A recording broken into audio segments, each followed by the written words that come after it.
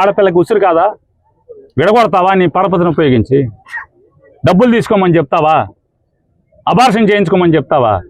మంత్రి అయి ఉండి 5 నక్షత్రాల హోటల్ ఎయిర్పోర్ట్ ఎదురుకుండా ఉన్నటువంటి నోవాటెల్ హోటల్కి అమ్మాయిని తీసుకెళ్ళి ఇవాళ ఈ కాపోడిని ఇటపరుస్తావా? ఏం చేశారే అమ్మ? మమ్మల్ని కూడా వదిలేసి నీ ఎంపటి తిరిగారు కదా, నేను పళ్ళకి మోచారు కదా ఈ కాపులు. విశ్వాసం కూడా లేదా? కుక్క కన్నా విశ్వాసం ఉంటుంది కదా అమ్మ, నీకు విశ్వాసం లేకపోతే ఎట్టాగా?